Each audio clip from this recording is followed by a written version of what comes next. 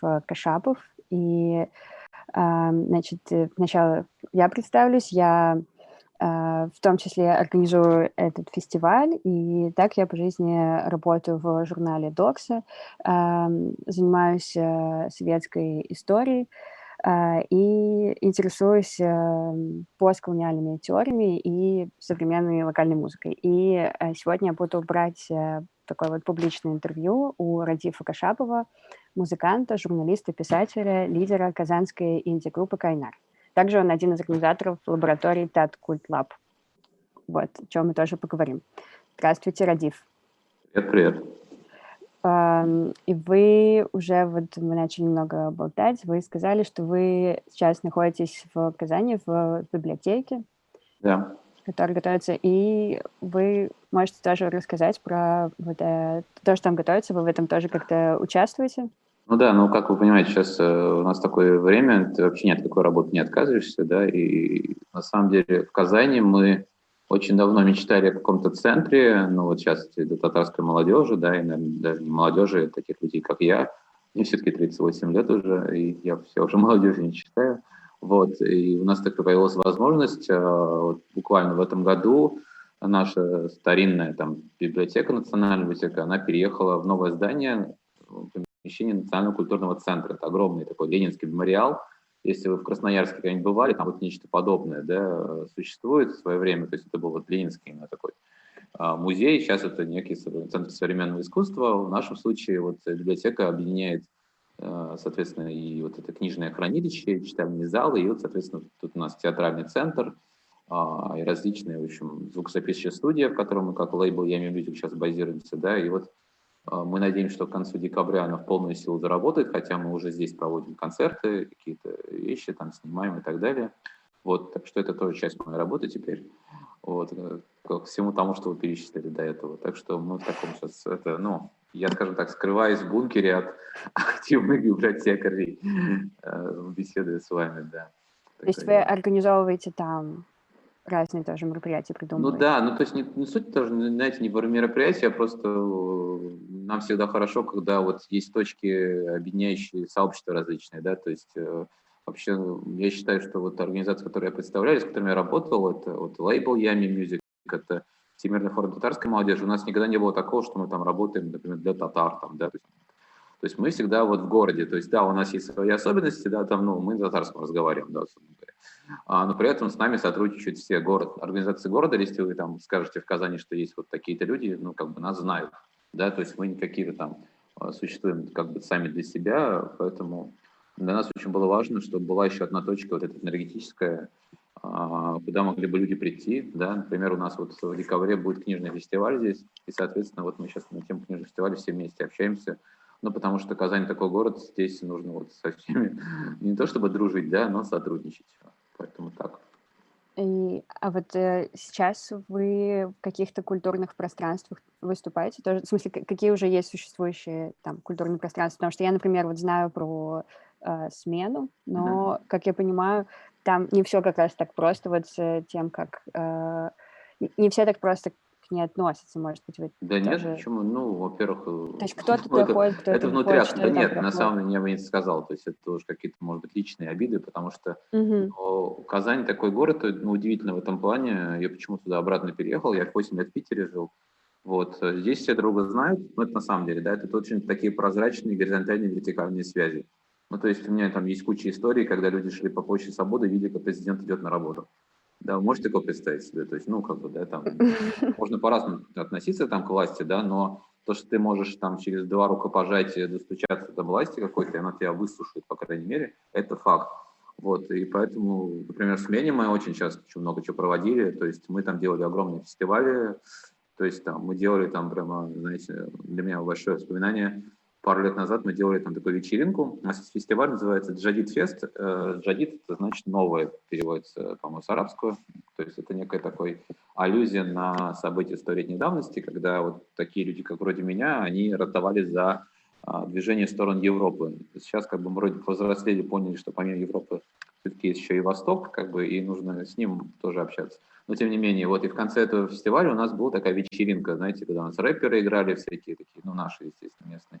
Вот, и люди заходили, говорят, а кто-то тут вообще выпивает? Мы говорим, нет, никто не выпивает, чувак, это как бы... А что ж такое, ну, расколбас невероятный, и как бы, ну, вру, потому что вот так. Поэтому нет, смены мы очень активно работаем, то есть мы работаем там с пространством Верк, например, да, которое сейчас открылось у нас тоже.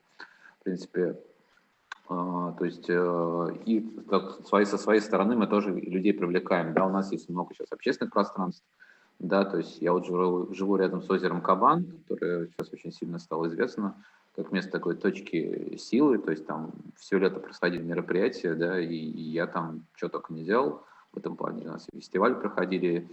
Самое любопытное у меня было, в общем, приезжал канал НТВ, вот, они хотели снимать какую-то татарскую рок-группу. В общем, чтобы совместить приятное с полезным, мы, конечно, будем репетировать на озере Кабан в открытом доступе. В общем, мы репетировали, люди как бы не очень как бы даже понимали, что происходит все-таки, да, но вот мы в телевизоре, что называется, попали и порепетировали. И это было, собственно, перед фестивалем Таткультфест глобальным, да, который у нас проходит в Кремле. 3 года проходит уже. Вот, Да, расскажите как бы, про да, тут, Таткультфест, наверное, очень очень, очень интересно. сложно объяснять какие-то вещи, потому что для тебя это вещи как бы вроде понятные, да, ты говоришь, ну, типа, я Радик Кашапов, я играю татарскую музыку, да, то есть все такие, ну, это, наверное, вы там играете что-нибудь на баяне и так далее, да, то есть, ну, условно говоря, то есть мы представляем лейбл «Я не мюзик», мы развиваем там татароязычную музыку разных стилей, это фанк, и металл, и джаз, и что угодно, да, то есть основная суть его, что там тексты татарские, да, и при этом у нас есть какое-то, естественно, почтение перед западной культурой, потому что все-таки мы ей воспитаны, и при этом мы являемся татарами, и поэтому у нас некая тяга есть понять вообще, что в нас, ну, что такое татарская музыка, потому что мы понимаем, не сказать, что очень разные, на самом деле одинаковые, и на сцене, и так. В общем, да, и мы, в общем, ищем какие-то коды в себе, потому что вот советская эпоха нас стравила, на самом деле, какие-то реальные вещи, что такое национальность, да, то есть то, что мы сейчас видим, это скорее такая советские татары, а не то, что было до революции. Вот. Ну, Сузан Пасхасов, коротко говоря, это один из наших итогов, что мы добились того, что в Кремле, собственно, в самом таком значимом месте Казани у нас проводят фестиваль. У нас там 3 сцены, да, то есть выступают большие коллективы, попроще ребята, там рэперы и так далее. Есть у нас электронная сцена. Вот в этом году, например, да, несмотря на пандемию, у нас как-то все срослось. Вот у нас, например, на электронной играла группа ПТУ, это электронный коллектив, они играют техно, они из Казани ребята, они выпускаются на лейбл Нины Кравец, да, как бы, но, в Круто. общем, мы их считаем, что они вот наши, да, то есть, это, ну, есть такая теория, если музыку играют татары, значит, татарская музыка, да, ну, то есть вы же группу Юту не назовете, как бы, не ирландской группой, да, ирландская группа Юту. То же самое, на малой сцене у нас очень активная такая сейчас хип-хоп сцена развивается, прям я очень рад все-таки этому явлению, что, ну, в этом плане мы идем как-то вроде бы в темпе со всеми другими странами, да. И на большой сцене у нас выступали очень разные артисты, да, то есть от людей, которые играют какой-то фьюжн, да, и так далее, и так далее. Вот, это, наверное, самое наше большое достижение. Вот. То есть получается, что вы как бы и в своей музыке, и в своих Да. мероприятиях вы именно составляете из разных частей такую как бы ладную композицию. Ну, как бы Можно да, так да. сказать? Ну, в некотором смысле да, но, как сказать, вообще все, что сейчас происходит у нас, это вот последние годы, наверное, я бы сказал, где-то лет 10 происходит. Я это связываю с чем? То есть мы свидетели суверенитета, то есть 90-е годы, как многие как бы, республики получили суверенитет, у нас появились татарские школы, да, то есть я заканчивал татарскую гимназию, то есть у меня все предметы были на татарском языке, да, то есть, ну, вы понимаете, тем не менее, я поступил там на русский журфак, то есть, ну, я абсолютно билингв, у меня первый язык был, значит, татарский, там, где-то до 3-4 лет, то есть потом у меня русский, вот, порой я очень много мыслей даже по-русски, когда я разговариваю по-татарски, и могу по-русски разговаривать, и какие-то вот сейчас буду вещи даже порой, ну, переводить, может быть, в голове, ну, это так. Вот, соответственно, вот эта движуха вся пошла, наверное, в связи с тем, что люди, которые тогда образовывались, они сейчас вот стали заниматься тем, что им нужна среда. То есть его язык, Те, он то должен... есть выпускники гимназий вот Да, этих. гимназию 90-е Мгм. годы, которые заканчивали в начале нулевых, ну, это вот мое поколение Мгм. последующее, да, им нужна среда, где вот им нужно разговаривать, да, то есть это мы воспринимаем язык в данном случае не как вот, ну, не знаю, там, язык поэзии или язык, там, не знаю, ну, то есть театра только. Хотя для нас Мгм. это, безусловно, важно. Но язык, на самом говоря, там, улицы, да, то есть поэтому, когда наше старшее поколение говорит, господи, там, не рэперы матерятся, мы говорим, ну, слава богу, что они как бы разговаривают в этом языке, то есть они не переходят там на английский или на русский язык в этом плане, да. этот язык, значит, существует. Вот, и вот мы пытаемся из различных этих элементов складывать какую-то вот эту среду, на Мгм. самом деле, чтобы она как бы существовала. Понятно, что это очень дискретная вещь, да, то есть если ты выходишь на улицу в Казань, Казань все равно воспринимается как русский город. Вот, и у нас вот последние опыты, например, с такими новыми топонимами. У нас вот буквально сейчас появляется новый парк. У нас, в общем, ребята выиграли огромный грант на развитие Казанки. Там будет 12 парков. Вот, и второй парк называется Манзара. Манзара — это панорама, значит, такое слово. Не все его знают. В общем, и нам начали говорить, что, в общем, надо называть не Манзара, надо называть Слобода-Гривка. Потому что рядом Слобода-Гривка, улица односторонняя Гривка, что-то еще, что-то еще. Ну, то есть восприятие такое, что и так уже вот есть название. Мы говорим, что неплохо бы назвать его Манзара, хотя бы потому, чтобы человек, который находился в Казани, понимал, что это вот двуязычный город. Да, как бы. Поэтому, ну да, вот мы какую-то пытаемся пазлы складывать, Мгм. что-то не все порой получается, но так. А вот, кстати, про работу с городским развитием. Да. Я прочитала какое-то ваше интервью тоже про план развития новой татарской слободы, Да. где вы вот в том числе хотели открыть музей ОПГ, что, мне кажется, Ну, очень не так на интересно. самом деле было Ну да, это так, дело. которое как бы журналисты начали подавать только с этой Там точки на самом зрения. деле, ну, Но мы, вот мне конечно, интересно, в чтобы вы сторону идем. Ну, рассказали как бы, тоже про это. смотрите, одна из наших, как бы, вот, ну, моих точек включения во все это активизм было то, что я в Казань обратно переехал, и мне нужно было этот город полюбить. На самом деле, когда я жил здесь в студенчестве, я как воспринимал, ну, просто Казань и Казань. То есть, ну, то есть, там, для меня, там, не знаю, Новосибирск или там, Челябинск, наверное, никак не отличался от Казани. Когда я обратно переехал, я понял, что мне нужно с этим городом как-то общаться, и я начал его изучать. То есть и для меня, например, был большой шок, что я когда понял, что я много чего уже не увижу, да, у нас очень много чего было снесено на рубеже веков. Соответственно, для меня большой интерес является татарские слободы. Татарских слободов у нас в Казани 5 штук. Самая известная туристическая называется Старая Татарская Слобода. Вот, а менее известная, но нам не менее дорогая, называется Новая Татарская Слобода. Вот, это место такое рабочее, это, в общем, ну, суровое место. Сейчас на его месте своем там промзона располагается. В общем, мы это изучали, и вот, ну, любой человек, который, ну, может, там, люди более старшего вашего поколения даже, ну, там скажут, ну, Казань, мы знаем, что Казань — это казанский феномен, да, как бы. И вот Новотарская Слобода — одна из таких главных была точек, где эти ОПГ развивались. И изучая эту слободу, мы пришли к выводу, что если делать рефлексию этой слободы, то одним из вариантов мог бы быть музей. То есть, ну, как бы, да, я понимаю, потом я сказал, все сказали, что Ради хочет открыть музей. Я сказал, я не настолько дурак, чтобы заниматься такими вещами. Ну, в общем, да, это было очень любопытно вообще столкнуться с журналистикой с другой стороны. Вот, но, тем не менее, как бы вот эта история про проживание каких-то стигм, да, то есть, М. поскольку многие мои знакомые говорят, ну да, я состоял в группировке, ну зачем это вспоминать? Я это сравниваю с тем, что человек, который состоял в Гитлер-Югенде и говорит, ну было дело и было, да, как бы, ну что мы сейчас в это будем, как бы, да, ну то есть такие-то вещи. То есть там или музей оккупации в Латвии, да, или музей Холокоста в Германии, никто же не говорит, что это было там замечательное время, да, как бы. В том случае, да, Казань — это очень такое противоречивое место на самом деле, вот, и нам хочется его тоже отражать, не скрывая никаких, скажем так, пятен и так далее. Вот, к слову, мой приятель один, Роберт Гараев, сейчас выпускает книжку «Слово пацана» называется, оно все еще на ОПГ, да, и там уже, я сколько слышал, прокуратура ими заинтересовалась, они говорят, что, значит, товарищ Гараев романтизирует образ группировщика. Я говорю, ну, это вряд ли, да, знаете, кто-то восхитится этим. Тут большой вопрос, чем занимаются в данном случае другие люди, которые пишут книги, например, про там, бандитский Петербург, да, или там бандитское указание. Тут, наверное, скорее больше романтизации. Мгм. Вот. И, например, ну, если возвращаться к музыке, например, у нас в прошлом году выступал такой рэпер Альберт Мирминский. Он достаточно широко известен, он поет по-русски. На самом деле он читал по-татарски, но его позвали, не совсем понимая масштаб его популярности. Вот представьте себе, что в Кремль пришло примерно 1000 человек, большинство из которых было там 14-летние, 12-летние подростки. Мне кажется, они в Кремль до этого никогда не приходили. Вот, и нам приходилось, мне лично приходилось их гонять. В общем, ну, а Альберт, он такой четкий пацан, как бы у него, ну, он такой прям, знаете, вот без, что называется, без глянца, он такой совершенно адекватный парень там, из Балтасинского района, у него бизнес, там автомойка. Вот он читает про себя, про жизнь, соответственно. Вот, ну, я у него порой спрашивал, как бы, вот, как ты думаешь вообще, все это романтизирует ли тебя, ну, романтизирует ли этот образ? Он говорит, ну, нет, слушай, как бы я просто, ну, что я должен петь, по-твоему, да, то есть это вот моя жизнь. Как бы. Если бы я такими вещами занимался, наверное, было бы странно.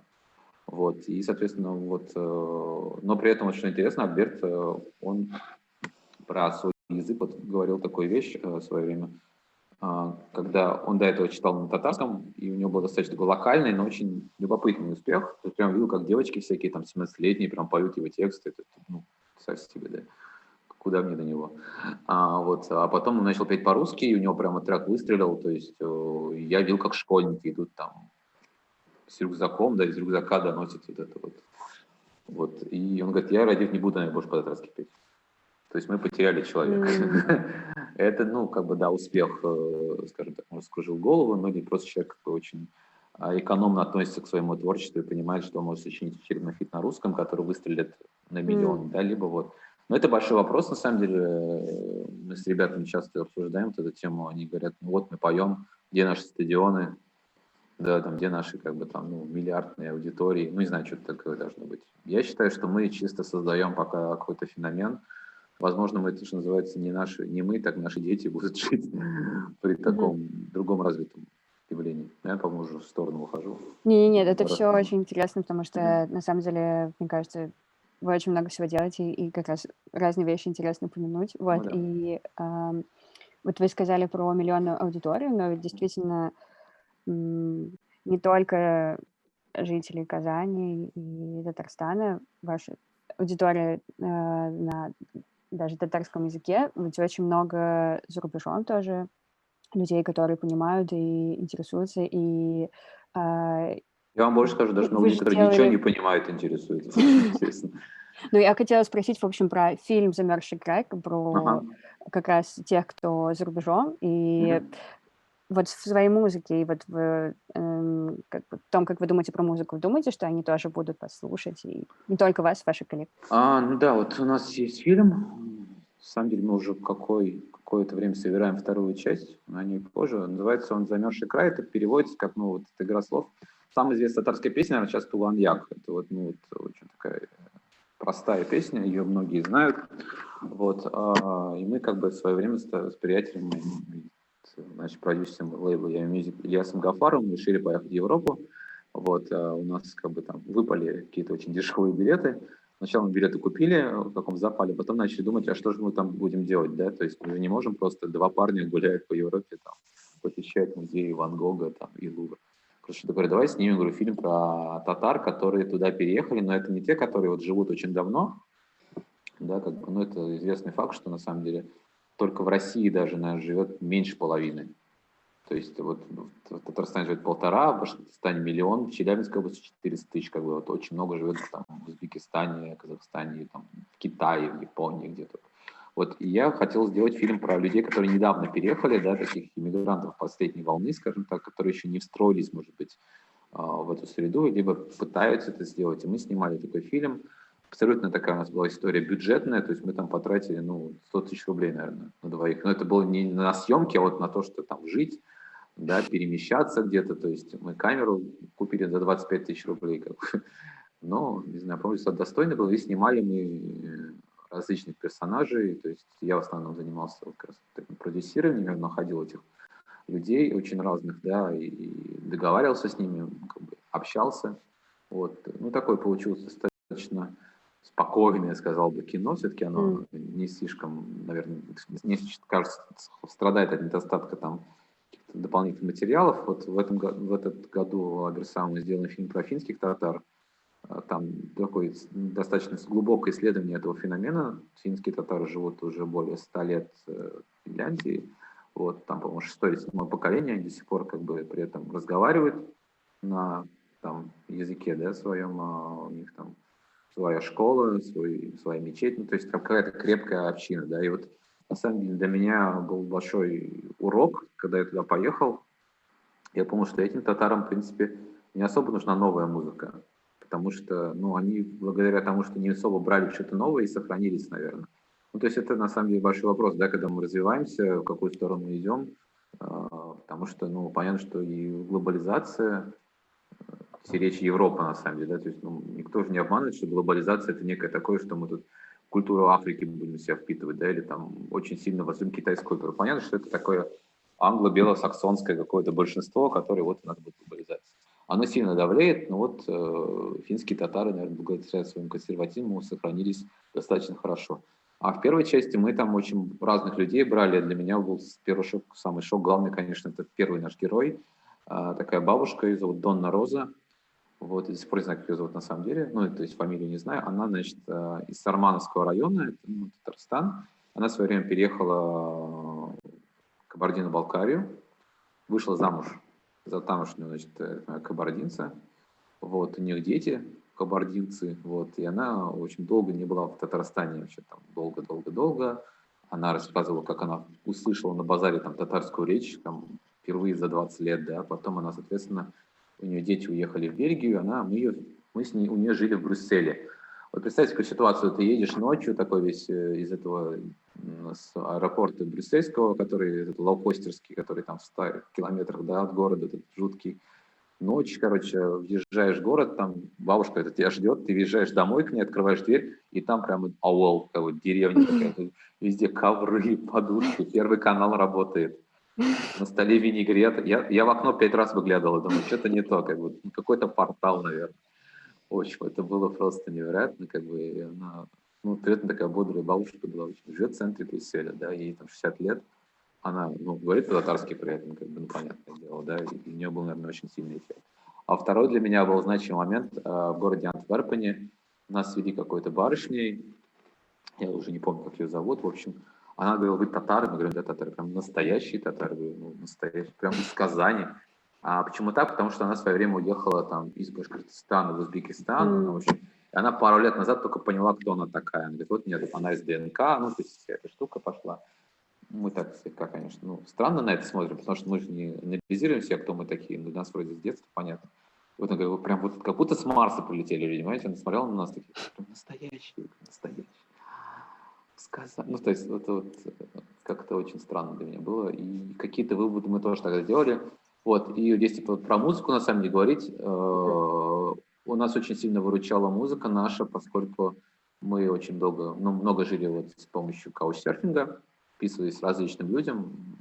Там, мы жили, например, не в Антверпене, в пригороде Амстердама у 3 сирийских не беженцев, но каких-то ребят, да, то есть они сильно удивлялись, что приехали русские мусульмане, как бы, ну, в общем, и так далее. И мы ставили музыку, как бы, и музыка, как известно, очень универсальное явление, они прям, говорим, мы когда у нас кончались все темы, там, да, когда мы там выясняли про отношение к Путину, там, что-то еще, говорим, and now we're gonna show you some Tatar hip-hop music, и там ставишь, и, ну, и можешь проанализировать, да, как человек воспринимает. Выясняется, кстати, что европейцы, они же, ну, в этом плане у них больше тяги, наверное, к восприятию чужого, в принципе, потому что Европа сама по себе такое пространство, да, там, ну, мне кажется, там нет, ну, может быть, в каких-то странах там есть какая-то закрытость, но вот это вот восприятие нового чего-то там как-то более-менее понятно.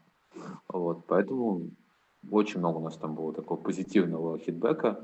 В Казани, например, нам в основном говорят либо в Казани, либо вот люди, которые приезжают из других городов, говорят, ребята, у вас проблемы с маркетингом. То есть нам, когда мы первый раз в жизни вас слышим, нам прикольно, да, ну, по крайней мере, что сам эффект. Да, ты там слышал, условно говоря, там группу Би-2, а вот тебе татарские Би-2. Ну, то есть все то же самое, только татарский. Но, говорит, у нас даже в голову нам не приходило, что надо искать татарский рок. Ну, что в Google прямо вбивать, да, то есть там писать татарский рок, там, и вылезает что-то.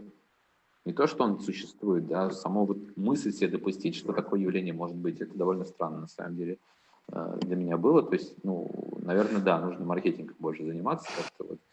Вот, собственно говоря, наверное, поэтому мы и общаемся на разные темы везде и как бы проводим. Вот, слово говоря, Лаберса, в следующем году у нас будет большой шоу-кейс, который мы делаем с организаторами Moscow Music Week.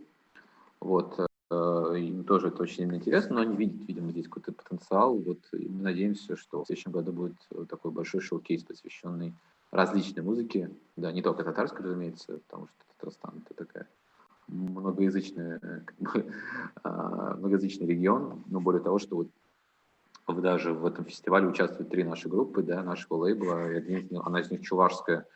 Вот. Вера Кожеманова сильно удивляется, когда ее называют группа из господи, Чебоксар, хотя никто из них не Чебоксар. Они поют на чувашском, но они, там единственная чувашка Вера, она вообще из Накаева, вот, остальные, значит, соответственно, там татары и русские. Но вот как-то так получается, что они поют чувашскую музыку.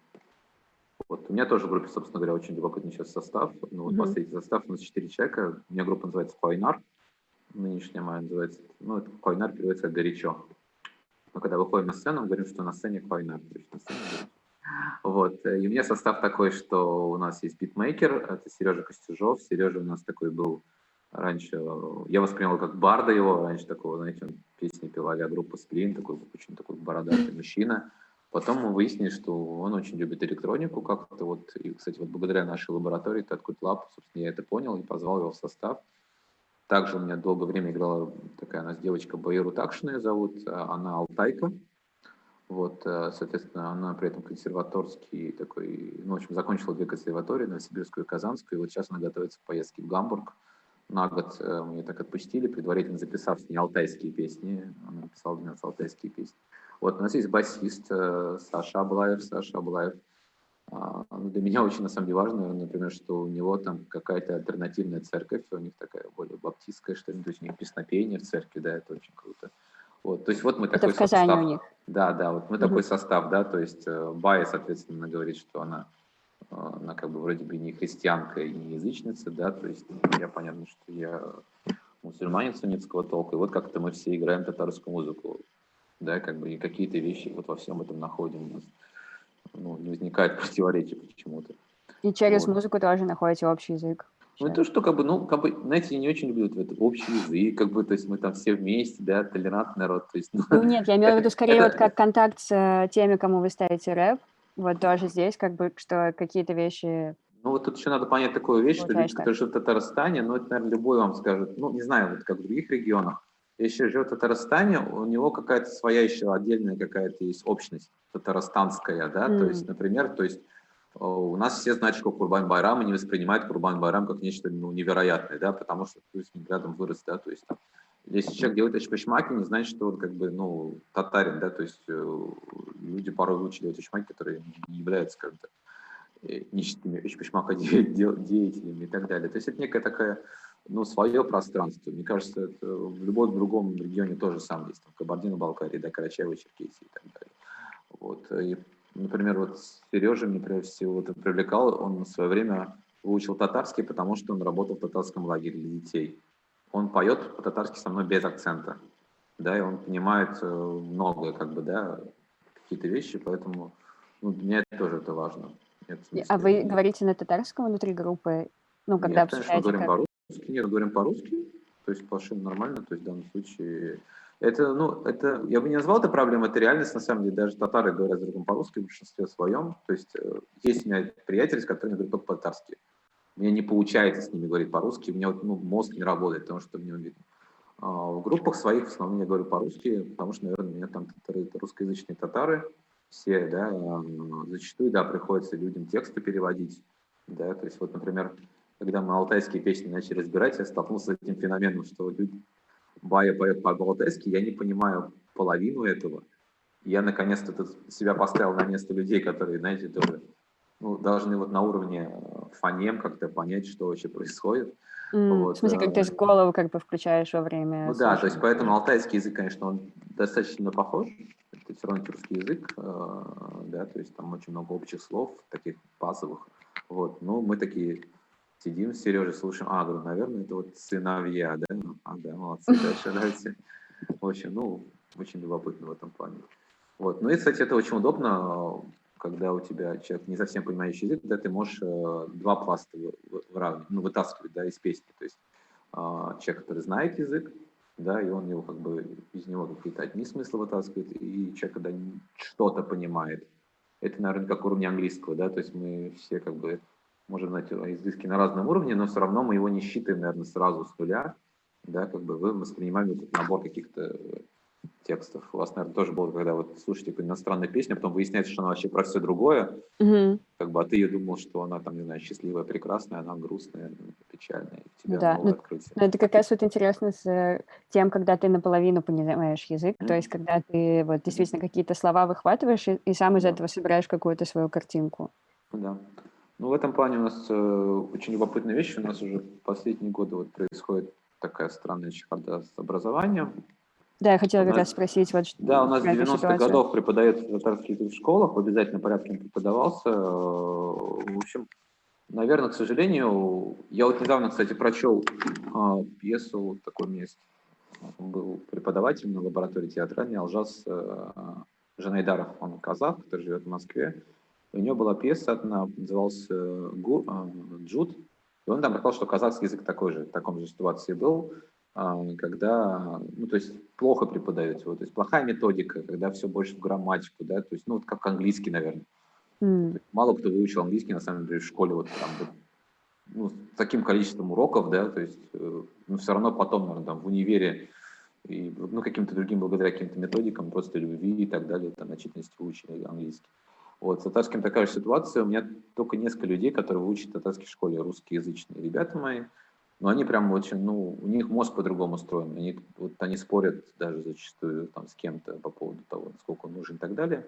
Вот. м. Но они выучили. То есть большинство людей не выучили, а скорее приобрели какую-то такую, знаете, ну, не ненависть, а вот такое, ну, вот, ну неприятно, когда тебе вот, ну, как, у меня такое отношение к химии. То есть Ну вот да, как со школьными у меня по предметами. ней пятерка, как бы, да, но я в ней ничего не понимаю. Я вот сколько там лет учил ее, учил, как бы, вот, и такой, ага, да. Вот, и мои приятели, с которыми мы очень много работаем, порой говорят, да, Радив, как бы, мы очень сильно любим твои песни, там, мы уважаем все это, как бы, но когда мы вспоминаем школу, ты понимаешь, что ты тупой, да, потому что не можешь просто падежи выучить, да, и, в общем, все такое. Это, ну, наверное, плохую службу сыграло. Вот. При этом у каждого русскоязычного человека у нас есть какой-то вокабуляр, который он знает, да, то есть, ну, это нормально, когда ты приходишь в кому-то, тебе говорят «исянусис», не халяр. То есть, ну, это не то, что ничего себе они говорят по-татарски, это, ну, встроенный, да, в среду.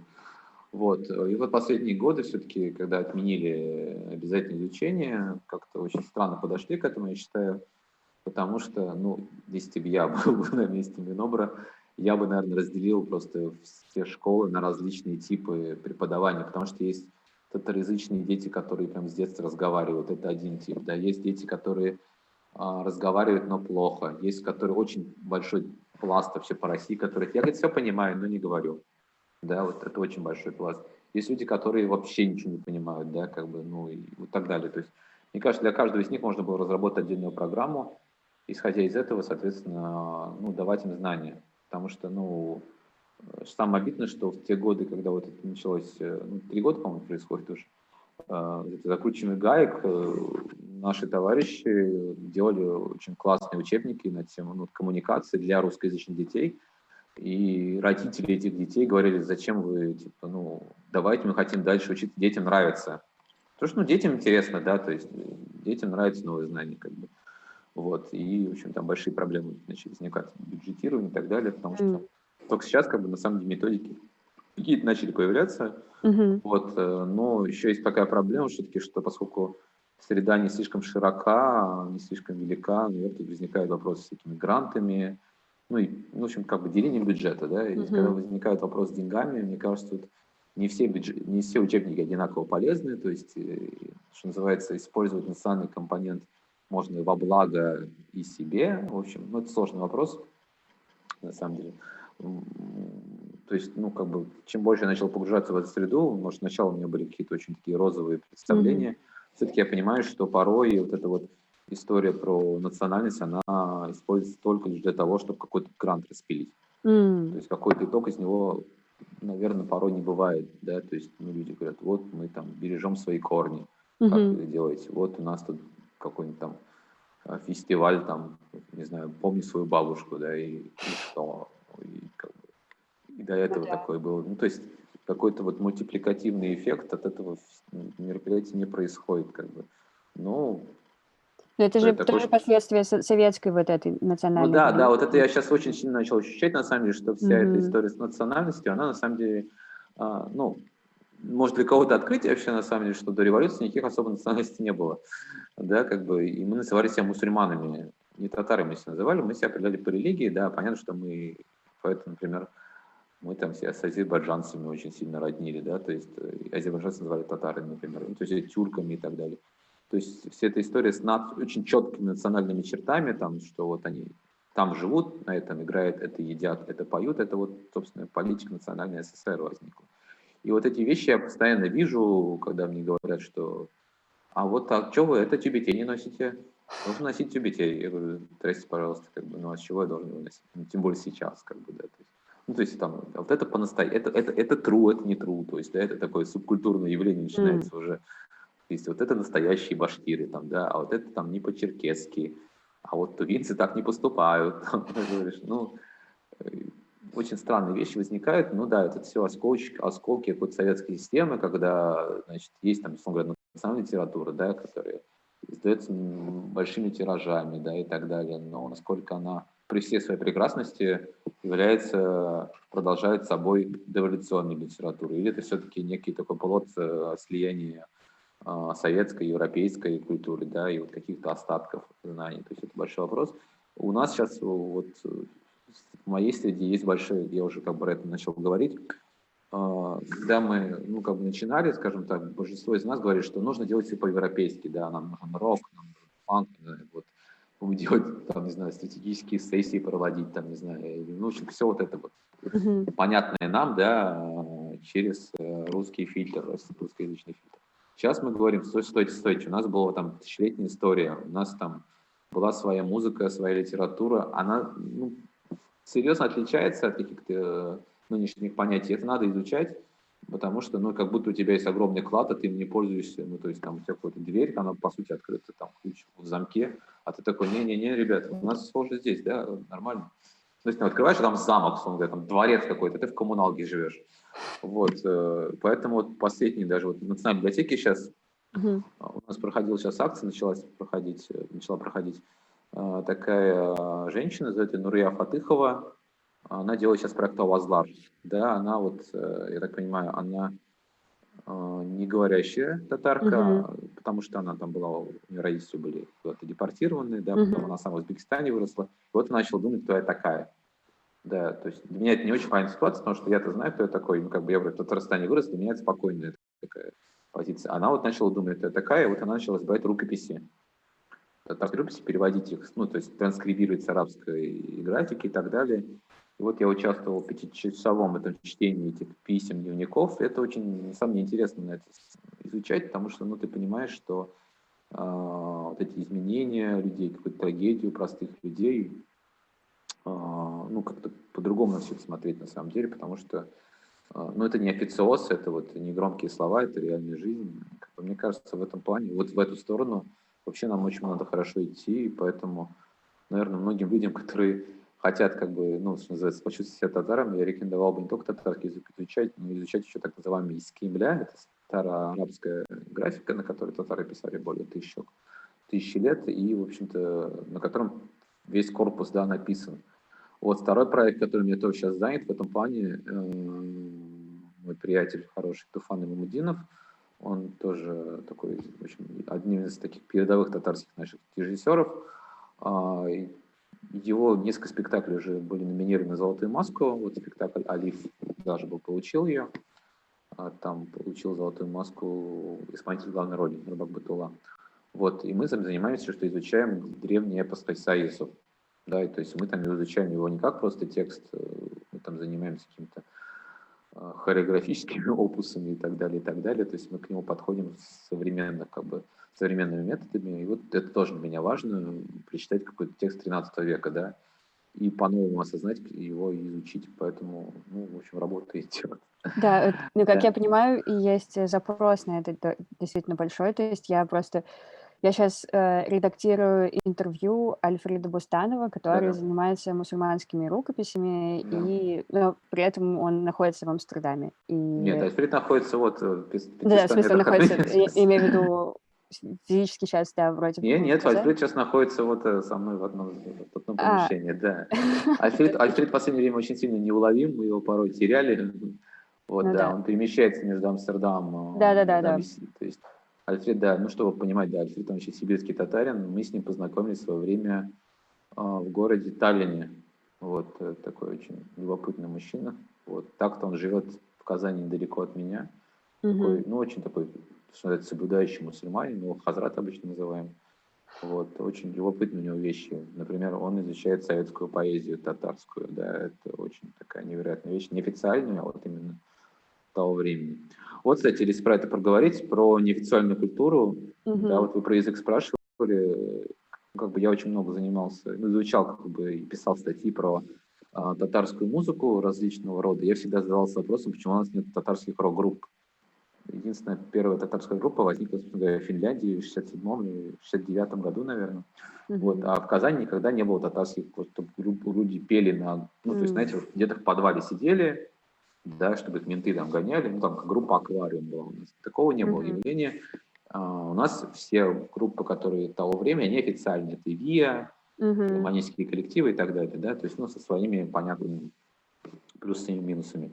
Я пришел к выводу, почему это случилось, потому что в 60-70-е годы не было никакого обязательного татарского образования, был факультативный татарский язык, и М. многие мои старшие товарищи, у которых, например, родители такие, знаете, писатели с именами, ну, там, лауреаты всяких там Тукаевских и Ленинских премий, они могут быть сами тоже писателями, быть поэтами, но они русскоязычные. То есть у тебя папа, ну, представьте себе, у вас папа там Пушкин, да, а вот сын Пушкина, там, не знаю, только на французском говорит, ну, условно говоря, ну, то есть это уже так. Ну, То есть это это как работа у них такая была скорее? не то, что работа, просто если ребенок не учится в школе, не Мгм. получает язык, да, даже несмотря, что у тебя отец знает этот язык досконально, это его рабочий инструмент, да, ты сам его через отца, через маму не получаешь, то есть ты его должен получать в школе, либо на улице. На улице Мгм. все приятели по-русски говорят, в школе с тобой тоже по-русски говорят, ну, папа с тобой видится, может, там, часа два, да, ну, сколько там родители видят своих детей, тем более, если у тебя папа, там, не знаю, какой-нибудь заслуженный писатель, да, то есть он все время работает. Вот, и вот очень много мои знакомые такие, они прям, ну, очень видные деятели культуры, но они так слабо разговаривают. Они могут даже что-то публиковать, но они в переводе публикуют. И, соответственно, я понял, что поскольку такой среды не было, и не было татарских рок-групп. Потому что, ну, чтобы сочинять на татарском языке, нужно как-то воспринимать это не как, знаете, как работу, типа, а вот просто писать. То есть вот нынешние, как бы мы-то поем татарский, у вас, по-моему, там было вот в теме интервью было, почему в Татарстане так много рок-групп, ну, так внезапно много. Ну, я бы так слегка, а где же их должно быть мало тогда, да, то есть, ну, естественно, в Татарстане, что есть какое-то явление, что люди поют на татарском языке, и Мгм. меня порой задают вопрос, как будто это есть какая-то очень глубокая тому причина. Вот, ну, наверное, раньше могла быть. Я раньше очень много на русском писал. Вот теперь я не могу писать на русском песни. То есть я могу писать на русском статьи, да, это мой хлеб, все-таки ремесло. Я могу, наверное, даже пьесы написать какие-то, и то я уже сейчас уже задумываюсь. Но на татарском песне, а на русском песне я писать не могу, у меня не Мгм. получается теперь.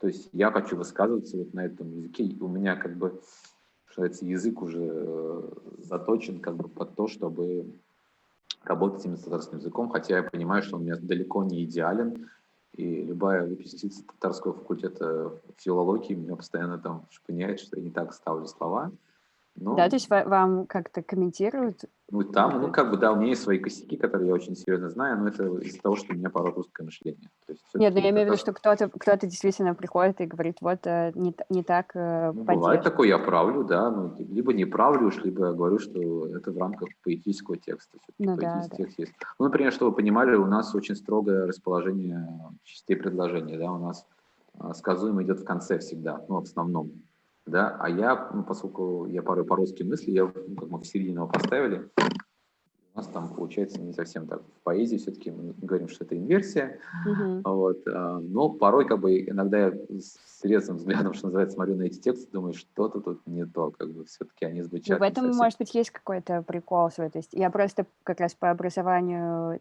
занималась теоретической лингвистикой, и как раз вот эти вещи, мне кажется, всегда очень интересными, именно как у людей миксятся разные языки, сочетаются, Это и да, ну, это знаете, в этом и есть некоторое высказывание тоже свое через сейчас такой вид просто, языка. да, просто, ну, поскольку вся эта ситуация происходит с языком, очень много пуризма, такого, Мгм. ну, чистоты языка, И, с одной стороны, я этих людей понимаю прекрасно, потому что, ну, если язык будет полностью искажаться, наверное, он реально будет упрощаться и как-то не совсем являться языком. С другой стороны, в этом есть и развитие. Да, как бы понятно, что язык в данном случае хорошо, что он развивается, да, то есть, ну, хотя бы так, может.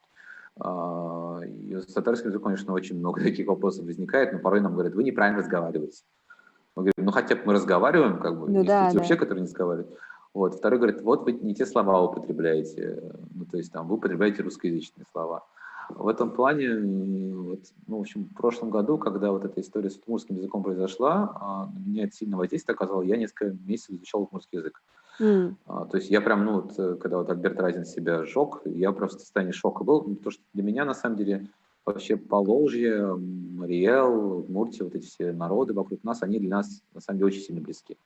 Да, потому что мы единый такой, единый регион, эти все люди в нашем городе получали образование, там, либо они в Казанском ханстве жили и так далее. В общем, удмурты, например, ну, в связи с их там, с их деятели новой удмуртской культуры для меня очень важны, и мои как бы, друзья и так далее.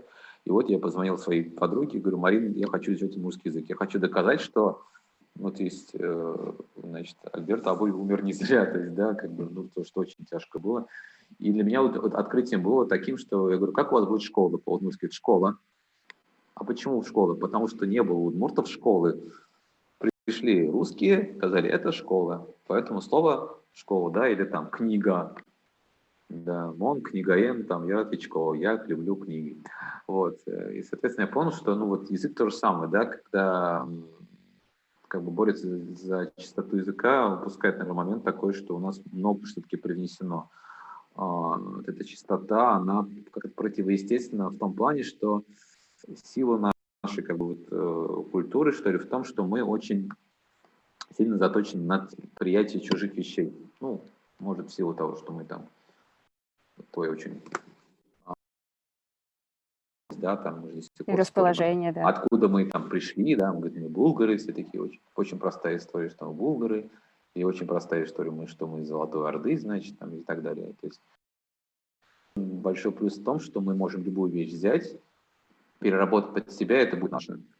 Да, то есть и не надо этого бояться, да, то есть поначалу это будет очень криво, то есть я вот и в музыке, и в театре, и во всех местах вижу, что, например, очень сильно есть тяга сейчас к каким-то экспериментальным формам, и сначала это очень криво звучит, очень, ну, так непонятно, да, потому что, ну, сам язык, как есть живой организм, он сопротивляется каким-то вещам, он не хочет, например, вписываться в какие-то постдраматические формы театральные, да, там, то есть, например, вот когда у нас рэп появился, рэп очень тяжело было писать а-ля русский рэп, потому что у нас силлабика, да, то есть там лучше французский рэп тогда уже тогда почитать. Поэтому у нас, например, рэперы очень часто ударение неправильно ставят. Ну, в общем, вот история происходит такая. Вот, однако потом, что показывает история, любое явление наше. То есть это вот в плане музыки, например, когда нам говорят, что вот так нам не свойственно, я говорю, слушайте, говорю, вот в свое время мы, ну, взяли себе вальс, там, фокстрот, танго и прочие музыкальные стили, и никто теперь не скажет, что это не наша музыка. Вот. Мы как-то все это переработали, да, и так далее.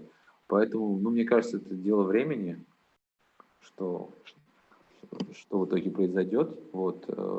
Конечно, будущее очень туманное, чем больше во все это погружаешься, тем страшнее становится, да, но я вообще все это воспринимаю как уникальную возможность. То есть вот, ну, не то, что типа я татарин, так, знаете, я горжусь своей историей, поэтому я этим занимаюсь. Я этим занимаюсь, потому что вот у меня есть такое уникальное, конечно, магическое свойство, там, да, я могу этим языком управлять, им руководствоваться, то есть у меня есть какие-то пути, куда я могу погружаться, и оттуда будут вылезать какие-то невероятные вещи. Вот. И чем дальше идешь, там, тем сильнее удивляешься на самом деле. Вот. И огорчаешься, конечно. Вот.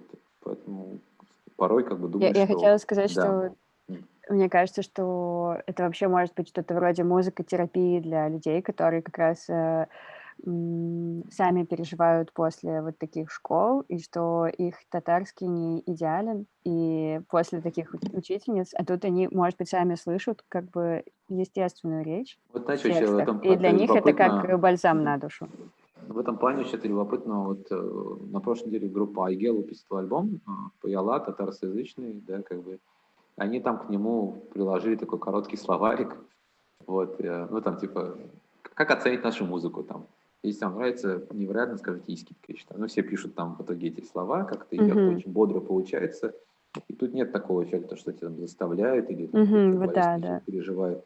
И, в общем, ну, очень любопытные вещи происходят. Вообще в этом плане для меня очень смешно, как вообще вот эти вот национальные языки внезапно из каких-то таких, ну, явлений, которые не особо кто замечает, ну, типа, ну, то есть максимум на уровне того, что у нас тут Россия многоязычная страна, говорят нам, и все, на этом забыли.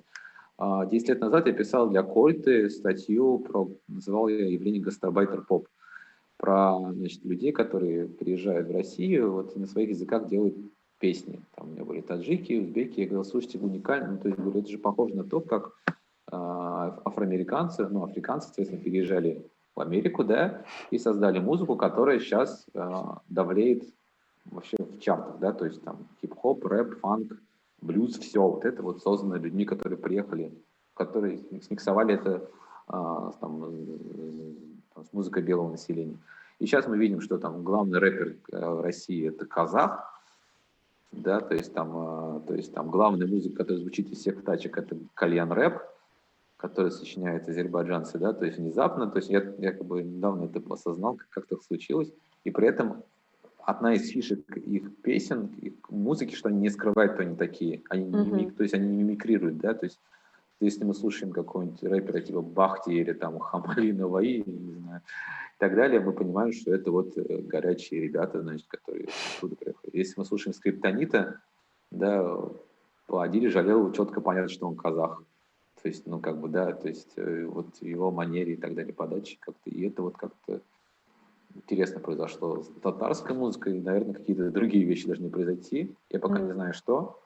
Вот. Ну, наверное, в основном, потому что мы все-таки ну, языкоцентричная музыка. Мгм. Мы не очень стремимся переходить на русский язык. И в основном это очень такие вот ужасные примеры, скажем так. Многие татарские эстрадные певцы начали сейчас петь по-русски, якобы для расширения аудитории. Но мне кажется, это такая дорога слегка, ну, для них, может, успешная, для меня не особо интересна. Ну, Айгель, кстати же, до этого совмещала. Ну, То есть она... Айгель, на самом деле, Айгель, она изначально была русскоязычной певицей. То есть Мгм. мы с ней с одного города, Челнов, как бы, и я всегда помню, что она пела на русском, Мгм. вот, и она иногда пела на татарском, иногда пела, вот, ну, вот сейчас она говорит, что для нее это стало, вот в этом году, что ли, как-то накопился у нее материал, вот, и это тоже, кстати, очень любопытно. Ну, как бы видно, что у нее по-другому мозг устроен. В этом плане, кстати, вот очень... Мы вот ничего не про лабораторию не сказали нашу, вот, Лабовскую, да, это у нас такой проект, где мы собираем музыкантов различных, и они там учатся, получают знания, и потом под кураторством пишут треки с нуля. И эти люди, как бы они, ну, у них другой бэкграунд. У нас было две лаборатории, для меня всегда было достаточно такое шокирующе понять, какая у них музыка в голове. Ну, они, ага, говорят, татарская. И там треки, которые я бы никогда не сочинил. То есть они какие-то вообще по-другому устроены, там у них другие вещи и так далее. Поэтому, ну вот, это хорошо, на самом деле, наверное, что люди все по-разному все это делают. То есть я опять же повторюсь, вот в этом много разнообразия, мне кажется, это самая большая Мгм. сила. И вообще вы, м, вы чувствуете как бы свою аудиторию как какую-то конкретно закрепленную? Вот как раз вот люди, как вы, условно, которые вот тоже вот закончили гимназию, и, Да нет, или это могут быть и как раз супер юные, очень юные люди, очень и разные люди. Ну, я бы сказал, конечно, это большая наша слабость как лейбла. Мы, наверное, не очень сильно работаем с молодежной аудиторией, прям м, совсем с молодежной, да, как бы. типа через ТикТок и вот все это. Да, да, да, то есть как бы, ну, вот нельзя же просто через ТикТок работать. То есть мне кажется, надо прям быть, чувствовать, что такое ТикТок, как бы, я что-то вешал в свое время ТикТок, но я помню, что нельзя воспринимать его как просто, ну, источник, я туда буду что-то выкладывать, да, и что-то не выстреливает. Ну, может, потому что ты не то выкладываешь, да, поэтому в этом плане, да. Ну, например, вот у вас, по-моему, будет интервью с группой Джуна Мгм. на завтра, да. У Джуна, например, очень странный феномен, они поют песни на стихи татарских поэтов, то прям реально стихи. То есть, да, я пишу тексты песен, то есть стихи я пишу отдельно там. И они сложные, прям их нужно за счет. Слушают их при этом, по моим ощущениям, я могу ошибаться, девочки, не обижайтесь, если вы там это послушаете потом, что люди, которые их не совсем понимают. Для них скорее важен вот это вот такой интересный звук, М. красивое пение, да, как они там слова эти поют, все как бы. И там очень много русскоязычных как бы людей прямо реально. Но они слушают группу Джуно, то есть им Мгм. нравится, да, то есть им вообще... Есть, да, люди, которые, ну вот, считывают тексты при этом. Но при этом я в комментах вижу, говорят, пишите перевод, пишите перевод. Я эту песню любила, и вот я спустя год узнала про что. А там даже с переводом нужно еще посидеть, осознать, да, все эти вещи. То есть это не такая, ну, вещь, которая здесь сейчас воспринимается. Поэтому аудитория очень разная. То есть, ну, раньше, наверное, больше была такая аудитория активная, что называется, это которая, ну, какой-то свой круг, который, ну, в этом участие принимает, что ли, да, вот эта вот форма аудитории, из которой интересно участвовать. Есть, я сейчас вижу какую-то значительную аудиторию, которая просто привлекает песни. То есть, например, каких-то самых поп-вариантов этих композиций, ну, поп-исполнителей наших, потому что у нас даже на лейбле очень разная музыка издается.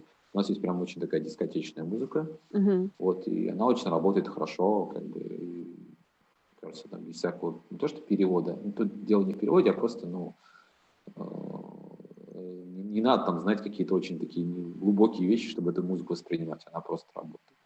Вот. Есть вещи при этом, которые нужно там прям сесть, послушать, глубоко что-то там закопаться. Поэтому вот, ну, например, этот культ феста я видел, что вообще в целом на концерты приходят, вот я бы так сказал, все-таки люди, наверное, где-то с 20 лет, 18-20 лет, которые просто, например, привлечены темой, да, что они говорят, я татарин, типа, ну, они гордятся этим, сейчас такая гордость у них появляется, что вот, и смотрите, что у нас есть, вот, круто же, да, там, у нас такой фестиваль. Плюс там какие-то бабушки, конечно, порой говорят, а когда по-татарски будет? Но для них это не по-татарски. Мгм. Они даже слышат татарскую речь. Вот мне вокалистка Джуна, рассказывала, что мне бабушка говорит, Хазам, а когда по-татарски начнется? То есть она и ставит песню, ну, потому что там все не так. А что, Нет, то есть даже не в языке, а в ну, чем? просто, ну, звук другой, музыка другая. То есть даже Да? музыка Ну, то есть она же не разная. такая, когда, то есть там, ну, условно говоря, баяна нет этого характерного там бита барабанного, да, нет этих синтезаторов конкретных. Вот. Я сейчас пишу вот статью для Института музыкальных инициатив про всю эту историю, про музыкальную эстраду. Мне вот очень интересно, как это все получилось, что у татарской эстрады есть определенный звук. Он такой, знаете, смесь такой итало-диско конца 80-х, такая группа «Ласковый май», но с баяном и вот с этим нашим характерным пением, да, когда это вот, вот это вот, которое называется мон, когда вот это все витиевато поется, вот. Мне И, кажется, это турбофолком называют некоторые, ну, нет? турбофолк другой, у нас как бы турбофолк на самом деле свое сейчас какое-то явление получил, но в основном у нас были песни либо такие протяжные, такие очень спокойные, либо вот такие слегка дискотечные, не вот не угарные. Есть у нас певцы, которые прям выступают в жанре такого, что уже вот-вот сейчас Горан Брегович предъявит им иск, да, но это, мне кажется, вообще это закономерная вещь, на самом деле. Вот турбофолк — это же все-таки балканская музыка, известно, это османская музыка — это тюркская музыка, все. Вот Все когда такие сходится. вещи людям говоришь, они такие слегка прифигевают, говоришь, ну, если вы не знали, и еврейская музыка, собственно говоря, тоже, она вот во всем этом вертится, поэтому, например, когда у нас в коллективах играли и еврейские музыканты, очень адекватно вся ложилась музыка, их звукоряд, например, очень хорошо идет, поэтому так вот. Ну да, в общем, вот эта проблема, да, что у старшего поколения к ней есть свои представления. Когда им ставишь песни, вот, кстати, когда ставишь поколение, например, там, которым под 50, они говорят, это шутка, что ли, такая? В смысле, ну, это же, ну, вы так поете, ну, это прикол какой-то, в смысле? Ну, это неправильно. Ну, не то, что неправильно, они не узнают в этом татарскую музыку, потому что у них есть определенное представление, как все это, ну, не то, что должно звучать, но к чему они привыкли. Когда им ставишь там какую-то песню, которая сделана какую-то постпанковскую и так далее, они такие слегка в шоке. Почему бы нет? Нам пора заканчивать уже, Да, я вижу, чтобы да. дальше погналась программа. Хочу поблагодарить за очень интересный разговор. Я собиралась поставить очень много клипов ваших и концертных выступлений, но не хотелось прерывать нашу беседу. Ну А, да, да. вот, и В общем... Значит, смотрите нас, изучайте нас. Да, Мы вот есть в интернете. очень много всего делает Радиф, но вот в том числе сейчас группу Кайнар, Да. упомянуто, рассказано, и ее можно слушать и Я погружаться. так понимаю, у нас будут эфиры в рамках этого фестиваля, так что можете послушать. Да, тогда прощаемся и все-таки Спасибо. ставим в конце одну песню. Это вторая из тех, кто я хотела поставить, говорю, для нашего звуковика. И так что мы прощаемся. До свидания. Да нет, мне просто сказали, что я такой разный на сцене сейчас в зуме. Ну, это, на самом деле люди просто должны понимать, что вообще люди разные должны быть. Не, на самом деле я такой же. Вот, абсолютно себя очень хорошо чувствую на сцене и в зале. Нет, вторую из списка. Да. Песня называется «Футбол Кие», то есть музыка для футбола. Так, да.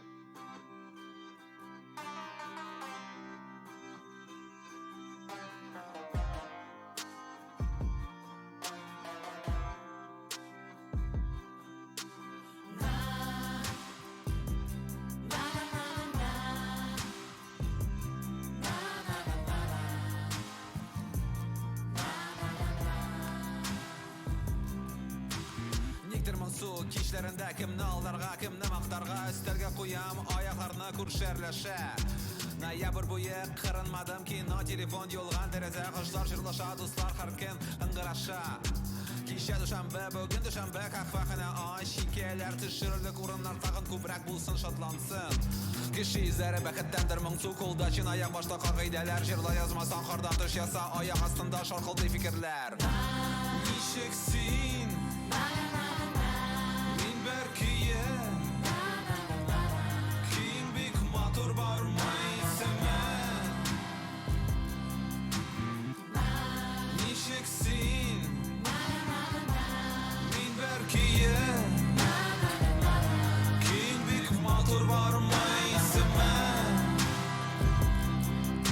Tarmoş özgərə, erinlər koqərə Zaman özgərdə, min də şul fikirdə Min ciddim axırsa barlıq çitinə Qaya qarvalal Min kışyam deyib aldın asım Dostlar yoğalsın, düşman aşatlansın İlkdən uyandım, maqsadqa erişdim Bəxit yaxında Aktivity, profit özünə sınav Biz qaya barabız kəm qulunda Ba min yaşılıdan kilmiş aktır taza sasın müqəddəs İlski uramlar, isimləri yana boşluqlar Xəyallar, şiltləri, bilgilə kiləşək Zamanla fiqilək, jıl tamamlandı Qayda şiqarə Nişəksin